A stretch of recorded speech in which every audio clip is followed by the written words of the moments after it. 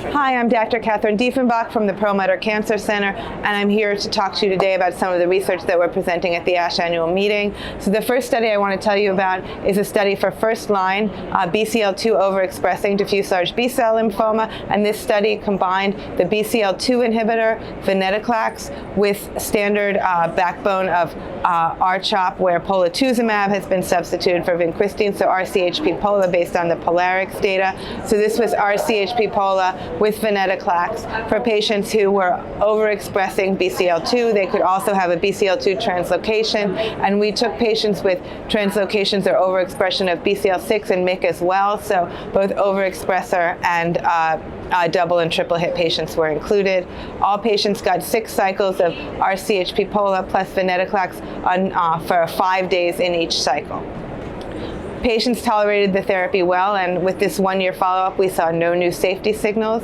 We had high response rates across the board, and the exciting thing is, particularly in this study, that we had a 100% response rate in our double and triple hit patients, which is really unusual, as most of these patients are very insensitive to chemotherapy, and their response rate to standard R-CHOP is really suboptimal. So to see that this precision medicine approach resulted in a 100% response rate, even in a small patient group, is really exciting.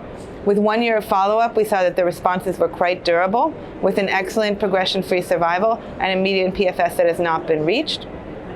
For our double and triple hit patients, which is the group that tends to have primary refractory disease or relapse early, what we found was that at 1 year of follow-up, there were 2 out of the 7 patients who relapsed.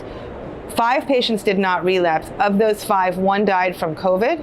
So we have a 1-year PFS of 66% in that patient population, which is extremely exciting, as this is really an unmet need population. And I think the fact that we don't have a 2-year PFS follow-up in this study is a little bit disappointing, but I mean, I think particularly for patients with aggressive lymphoma, the 1-year follow-up is not perfect, but a good surrogate endpoint to show that we have durable responses. And this study is really a proof of concept study to show that particularly with later generation BCL2 inhibitors, the combination, particularly for double and triple hit patients who have an unmet medical need, is a rational combination that's worthy of exploration.